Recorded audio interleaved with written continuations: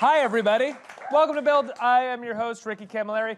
What started as a viral video on Funny Die about maybe 10 years ago at this point has become one of the funniest shows on television, featuring guests like Mandy Moore, Jack Black, Alexander Skarsgård, Danny McBride. Really, everybody that works in Hollywood has appeared on the show. They all reenact moments from history told, you guessed it, by drunk people. Drunk history is such a success, it's spawned international versions in the UK and Latin America. In a minute, we're going to talk to creator Derek Waters about how all of this happened and the new season. But before we get started and bring him out, I want to remind our audience at home they can submit questions for him using the Submit a Question button right next to the video they're watching. Let's take a look at a clip right now from Drunk History, Season 5. Oh, wow. Prepared ice. Wait. Prepared ice? What's not prepared ice? Water. I'ma tell everybody. Wait, hold up. I'm toasted. Oi, listen. Sorry. Oh my God, everyone's a pervert like I am. I think that's tight enough. I can hardly breathe. This is a publicity stunt. Boop, boop, boop, boop, boop. This is horrible. Gosh darn flim flarm ding dang. You just spoke my language. It's outstanding. I'm officially cool. Abracadabra, bitch. Can I get somebody else to do this? Hi, guys. Excited to build with you today. Thank you for letting me come. I'm ready to build. Ready to build. Let's ready to build it. build. Let's build this conversation. Yes. Derek, thanks so much for being here. Thank you, Randy. Good to see you. Good to see you. Season 5. Season 5, somehow. Somehow. Some way. Let's, I'm sure you get asked this question all the time, but I do think it's fascinating. It was, I mean, we say it was a viral video initially, but you had, the viral videos were kind of the pilot, right? Weren't you planning on pitching it or already pitching it? It was, I'll always be a comedy snob, and I'm proud to say that. But in 2007, I really was. And I was making... Because you weren't working yet. Exactly. Yeah, when you're employed, you become less snobby. Yeah. No, but I wanted to make a show, which I did at the Upright Citizens Brigade, called Derek Waters Presents LOL, which I'm not saying I love LOL. I don't. But I wanted to make a show where you could screen your videos before they went online to actually see if people were laughing out loud. So it kind of gave me a job of like, okay, well, each month I got to make a short. So it was just a one-time thing that I was anti-internet. I just wanted it to be like this. I was really inspired by Foot Fist Way, Danny McBride's movie, and Jody Hill. And so I wanted... You were such a snob, you were against the internet? Yeah, because I thought like, well, why are you going to judge me on how many hits? Isn't it about like content? Some things I'll never change, but no. So I was like, oh, maybe it'll be like a cool underground DVD like Foot Fist Way. So I like submitted it to like Conan and Saturday Night Live, like hoping maybe it could be a monthly sketch. And then nothing happened. And then I was really bored at Christmas. And I was like, maybe this could be something that people would like at Christmas because it's always so uncomfortable during the holidays, like not knowing what to do. Like maybe they'll like this video. So that was really all it was. It was like maybe they'll like this video. It wasn't like I think this is a show. Was the original video, did it feature reenactments, shot reenactments, or was it just a drunk person telling the story? It was my story? friend Mark Gagliardi drunk telling a story about Alexander Hamilton and Aaron Burr and The Duel. And Michael Cera played Alexander Hamilton. And I humbly say that the show is good, but I don't think I would be here if it wasn't for Michael Cera saying, like, I think that's a good idea. Because that's why they watched it. Right. Yeah, because he's the best. But yeah, so it just, and I was like, that's it. You can only do that once. How is that going to be like, how's that going to evolve? And then Jack Black saw it, and he was like, I want to play Ben Franklin. And I'm not going to say no to that opportunity. Sorry, it was just a one-time thing. I'm a comedy snob. Yeah, and then I never really put this together, but Danny McBride then saw it and said, I would like to be in it. And so then it just became this internet thing. I wasn't getting paid. It was just something to do for fun. And then somehow a couple of years later, Comedy Central was like, would you want to do that for a show? And I was like, well, how can it be a show? It's like a drunk person talking about a story, and then it's reenacted. How's that going to grow? And so, Like, yeah, that's a pitch that you just said. right. And they're like, we're filming it now.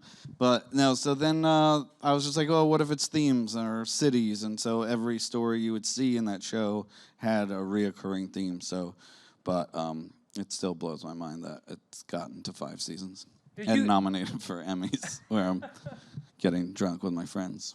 Well, that's what I say. When you sit down to get drunk with Tiffany Haddish, who's in the first episode and is as amazing as, everybody talks about her being, even when she just does this, she's, again, amazing. Do you sit down and go, I can't believe this is my job, that I'm just sitting here getting drunk and listening to someone tell a silly story? Yes, I will never not feel like it's crazy. But yeah, Tiffany was so much fun, and she's someone that you just meet people and you're just like, I don't want to talk, I just want to listen. And those are the best storytellers that we have for the show. We're just like, just talk.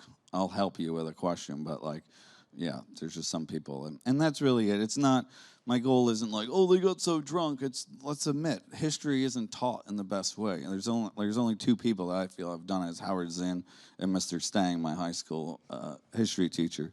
Those are the only ones. So I was like, oh, how can we make it fun? And like, it is important, but I don't want to feel like it's a preachy show. Well, if they're drunk, then it's kind of like humanizing them, and you're listening a little more because you're laughing, I hope. How much are you coaching them through the story? How much are you giving them the story to sort of read before? I give them the story like 2 weeks before, and then they do a sober run-through of it the day before with a producer just to make sure they know a beginning, middle, and end.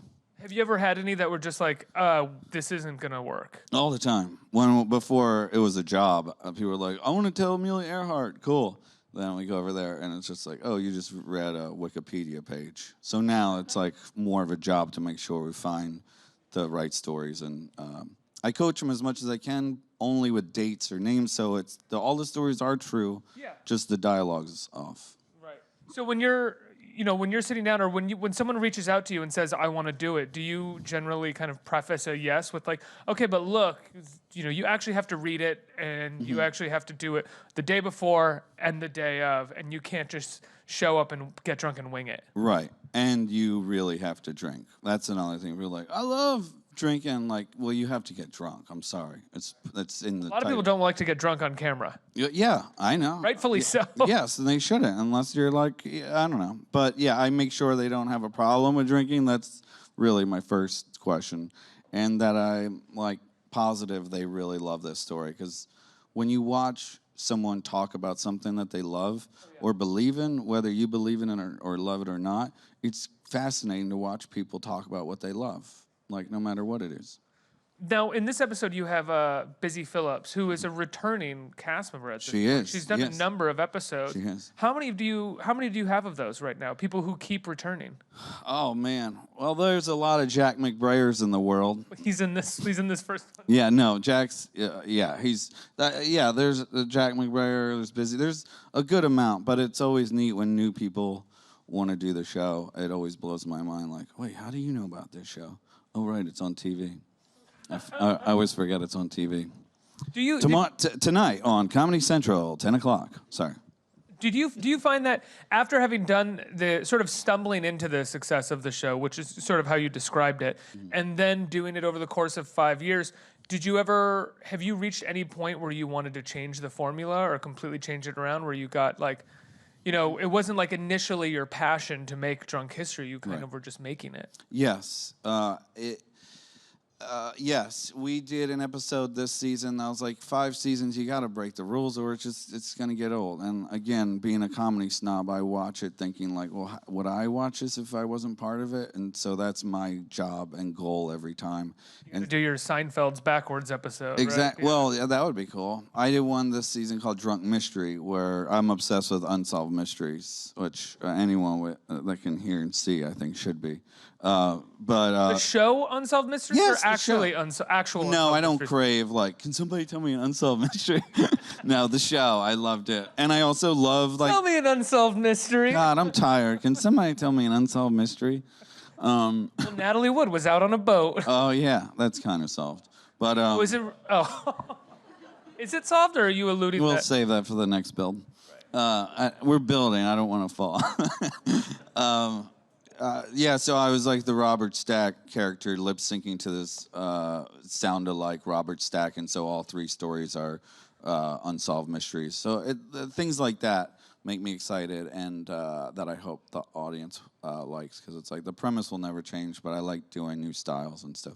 Is it hard to, I mean, are you guys pretty much left alone, or do you have to actually get that stuff by the network when you're going to change the format a little bit? You definitely have to ask, but we've been so fortunate. I think we've been able to have the trust from Comedy Central. I think having it online helped a little bit, but then they've just been so good at allowing us to be what we are, which, as we all know, that's when you get the best product, when someone's just allowed to be who they are, or the show's allowed to be what it is. Yeah.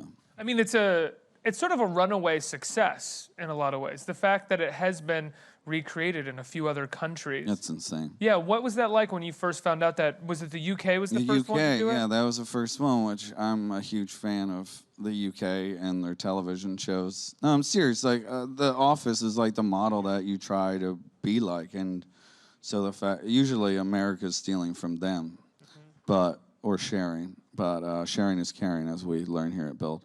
But I was honored. I don't know how to, it's just cool that an idea can go into other countries. Do they reach out to you? Did they reach out to you at all? Or was it just like, we're doing this, and you're like, great? They did it without my permission. I'm just kidding. No, they asked. Yeah, they asked, and I was like, of course. Yes, please. Have you watched much of it? Mm-mm. It'd be fascinating to see which British stars they have, like, making guest appearances or telling the stories as well. I haven't. Yeah, I would like to see. I guess I would get to it. I only don't watch it because I get in my head of like, wait, why wouldn't you do it like that? A little nitpicky, and it's like you just gotta allow people to make it the way they want, you know? Yeah. And then it's also in Brazil and I think somewhere else in Latin America. Mm-hmm. The way it says on Wikipedia, excuse me, is like all of Latin America and Brazil. Oh my gosh. As theirs. I'm going on vacay there. I'll go to Brazil to watch the show. I think that would be fun. Yeah, that's wild. Yeah.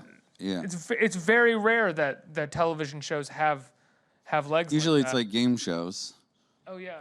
Or Everybody Loves Raymond, which is a great documentary they made about Everybody Loves Raymond in, I think, Germany. Yeah, it's neat to see people translate how they, what they take of this idea and make it their own. But yeah.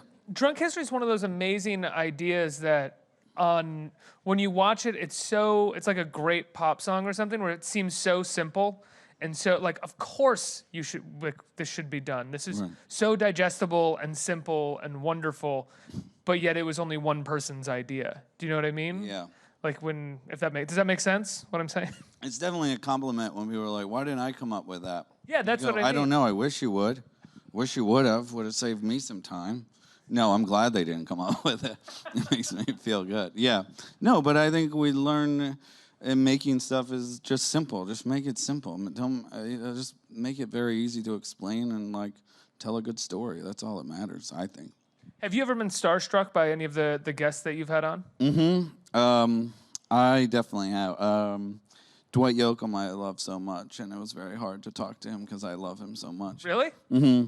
But where does your love of Dwight Yoakam come from? Have you ever heard his music or seen the movie Sling Blade? I have seen the movie Sling Blade, and I think I've heard some of his music. It's good music, and he's a great actor. I didn't take you for a country music guy. Oh, really? Yeah. You didn't see my boots? Those are not country. Those are like these are country boots. I got the Hee Haw Club. Shoes turned boots. Mm-hmm. No, yeah, you don't see the snake skin on it. No, it's not snake skin.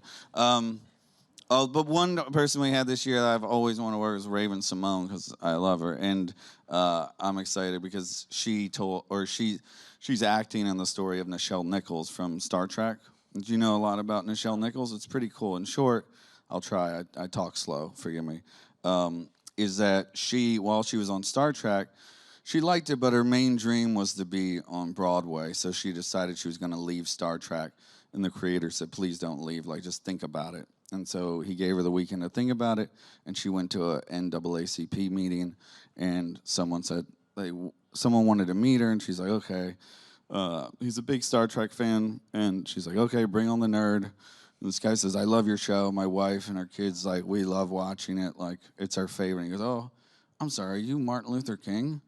And Martin Luther King convinced her to stay on Star Trek because he said, you don't realize you're the first black woman on TV that's not playing a servant. Like, you need to stay there because it's going to be inspiring for years to come. And so she did.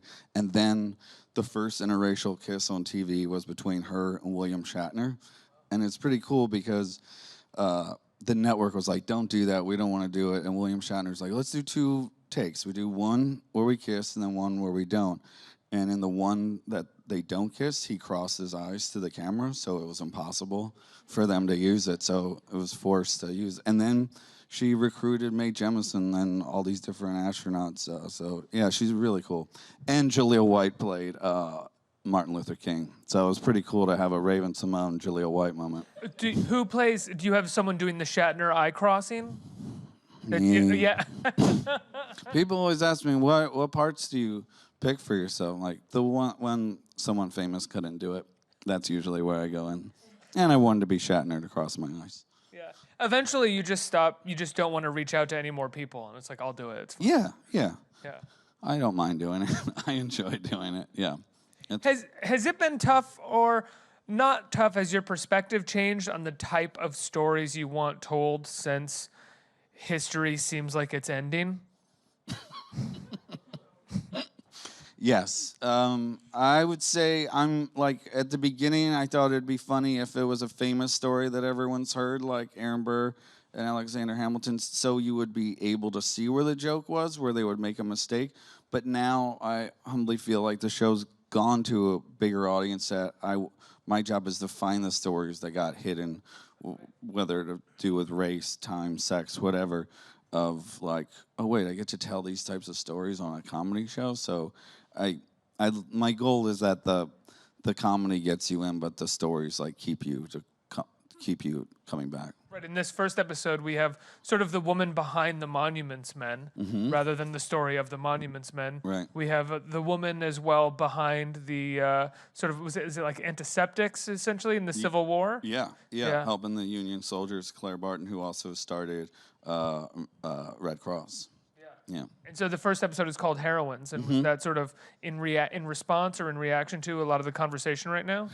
We made that a year ago, and but a year and a half ago is when we started finding these stories. So it was just something that was like, it's just the same thing. It's like, why aren't these stories being told? Like, oh, because they're women. But yeah, it had nothing to do with what's happening now. It was just like, well, it's always been happening. Let's talk. Let's tell these stories that should be told, whoever it's about. This one's just heroines. Is it important for you in doing this? I mean, it seems like it has been since the beginning in finding some kind of greater purpose with the stories outside of just sort of, having people reenact drunk storytelling? Yeah, well, I think you get people. I love teachers, and I feel like the best teachers are the ones where they teach and you don't realize you're being taught, where you're just like listening to someone. And my goal with this show is like, I like to picture some dumb frat guy being like, they're so drunk. Oh my God, I just learned something. That's my goal. So yeah, that I want it to be secretly a history show, but I'm also well aware that I'm doing a comedy show and I'm not trying to change the world. I want to tell these stories. What's the process in finding the stories? How many researchers do you have? It depends, but it's usually around 5 to 8 researchers a year finding these stories, and that I really love. And that is, I mean, not to quote the Build again, but that's the foundation to Bill, is without those stories, then the show won't be anything. You're like well-versed in all of the boardroom taglines that were come up with for Build that weren't used. Oh, I know. Yeah. Were you there? Were you in I was there, yes. foundation for the Build, like writing it down, ready to go? So how much do you work with the researchers? How much or like how long we research for about 2 months. Do they research and then sort of come to you and pitch? Yeah. And then we sort of figure out, okay, well, that story feels like this, that story feels like that could be in this theme, and but it's a lot of fun. But yeah, I work. Yeah, well, there's no story we've done that I was like, why didn't you guys tell me about this? I picked the stories. Have you ever rejected anyone that has reached out to you to be in a sketch? Really? Yeah. Everyone's got taste. There's some people like that just have a different tone than the show. Yeah. Right. So, but I love everyone that's been in the show. But yes, you got to learn to say no every once in a while. So people reach out to you and you're like, no, Tom Cruise, we don't want you. Yeah, I'm tired of Tom Cruise reaching out to me. Enough already. No, it's a nice compliment, but you can't work with everybody. Are there like, speaking of someone like Tom Cruise, is that someone that you've ever reached out to try to do it? Do you ever reach out to like a Tom Cruise or a I don't know, whoever the other massive movie star is? Jennifer No, Lawrence? I don't want to go too far. Like the most famous that I still can't believe did was Octavia Spencer playing Harriet Tubman, and that was. I try to make these things like, oh, if this was a movie, who would you want to star in it? And it's like, oh, I would love Octavia Spencer, and then somehow she said yes, and you just go, okay, how's this happening? Not going to question it. Let's just do it. And how does someone like Octavia Spencer work when they get on set and the drunk? Because don't you give it to them beforehand so they can kind of memorize it? They have it before. They memorize it, but I always tell actors that come on, it's like a song just because you know the words of the song, you still have to know how the song goes. So learning the rhythm of how someone talks is just as important as what the person's saying. And it's like how a music video is shot. Since there's no audio, we have it played on big speakers, playback, so they're lip syncing in time to it. And it helps us when we're editing, going like, okay, they're in sync. No, absolutely. I'm not asking for names right here, but have you ever had anyone show up and not do the homework, and you have to kind of be like, shit, okay, how are we going to make this work? Yes, but somehow it always works. That has happened, but rarely. And you know, sometimes you have a show and you're like, have you ever had someone hard to work with? No. And the cool thing about doing something low budget, not that I always want to do something low budget, but no one comes for the money, which I always like, of like having something that people just want to be there for the product. And that's how I think we get the people that we get, because they just want to do it. Right. No one's showing up to do Drunk History because they need to feed their kids or something. Exactly. Yeah, I was broke till I did Drunk History. Well, I was. Just me. You're the only one showing up for these country boots didn't pay for themselves. I think those are Sperry's. Those Thank boots. you. Yeah, like that. Let's get a question from the audience. Who do we got? Hi. Oh, criminy. Sorry. Hi. Hi. My question is, who's your dream cast member? You know, either to recreate the story or to tell a story. Oh, to tell the story? Either or. Oh, man. I mean, both. I have a lot of dreams. I would love Bill Murray to be in a story just because it's Bill Murray, and I think he could play any period. I'm a big Pearl Jam fan, so I would love Eddie Vedder to do anything in the show. And have you reached out? Yeah, I try. You got to try. Yeah, I guess that would be my Tom Cruise, to answer that other question. There is no other Tom Cruise than Tom Cruise, Derek. Oh yeah, sorry. But yeah, it's hard because I don't pick favorites, but yeah, I've been blessed with the people that we've worked with, so yeah. But those would be two I would like, and Dustin Hoffman. Next question. Hi. Hi. You've been doing this for 18 years. In one of your interviews, you've stated that as long as you know what you're good at, it's impossible to stop you. So what was that? Wait, what was it? It's been 10 years. I don't want anyone to think that I'm that old. All right, fair enough. Or that young. But you said once you figure out what you're good at, it's impossible to be stopped. And my question is, when was that period when you figured out that you're very good at comedy, but yet doing it so modestly and not being arrogant about it? Oh, that's nice. I don't know. I really wanted to be an serious actor. Not serious, but I really liked plays and stuff growing up. And every time I'd perform, people would laugh.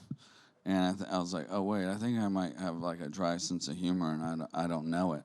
So I started thinking I was like, oh, if I could combine Chris Farley and Al Pacino, that's what I would like to be. And then I realized once I just stopped trying to be anyone and just was myself, the best things started happening. People like when you're yourself, and it takes time to just figure out what you like. It's better to know oh, I really don't like that. Oh, I really don't like that. It makes it easier to figure out what you do like. And being a comedy snob, in a positive way. Were you ever a comedy snob in a negative way and had to transition to a positive way? I think we all have those periods in our life where we don't like things because they're existing and we aren't. You know, like, oh, screw that. That made a lot of money. Oh, I don't like that show. Why? Because it wins awards. But then you start going like, okay, well, you want to do something about it? Like, I always got auditions for stone-looking guy number 7, drunk-sounding guy number 2. You know, and I was like, well, I can be offended by that, or I can prove that I'm not just like that. So that's when I started writing.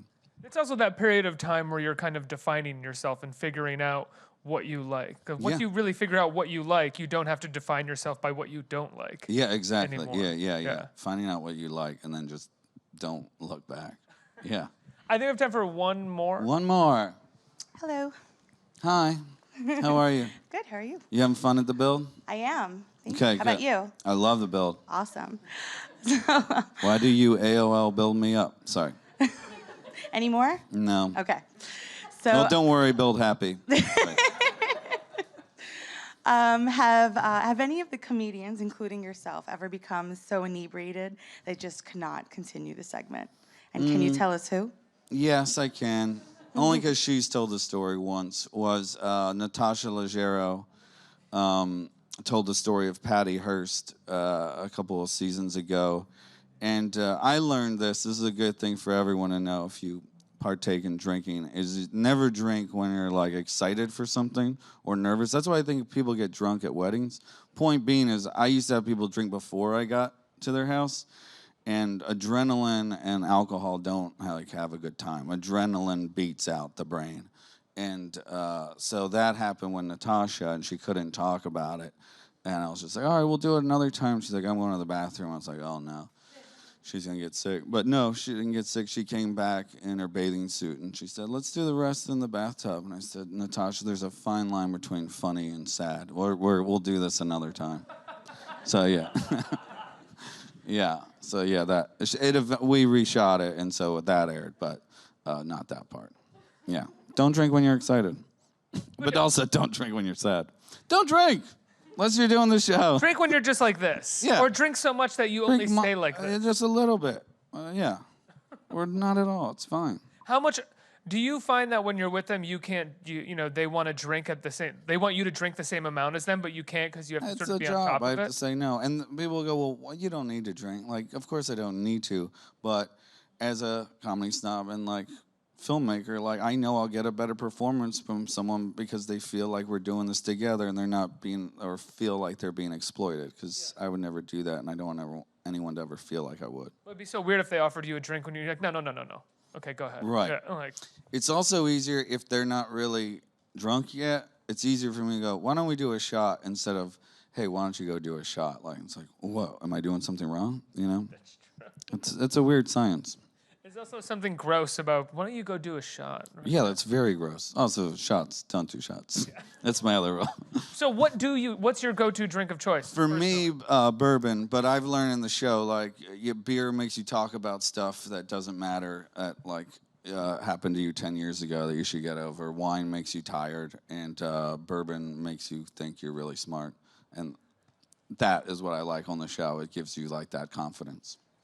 So again, I'm not glorifying alcohol. No one should be like, oh, yeah, I didn't drink until the AOL Build interview with David. You want me to drink bourbon? Yeah, no. I drink all the time. I'm really smart. Yeah, oh, great. That's so interesting. I always thought that beer made me feel really heavy. Wine made me kind of loose but tired eventually. And bourbon keeps me up, which I like. Yeah. Yeah. Everything else sort of knocks me down, but bourbon I can kind of keep. Yeah, don't get knocked down. You never get back up. Never gonna get me down. Oh, fuck. Chubbawamba. Right? I would drink a whiskey drink. I'd drink a vodka drink. Poor Tommy boy. Pissing the night away. Sorry, we're dating ourselves here. No, just one person over there laughing. Yeah.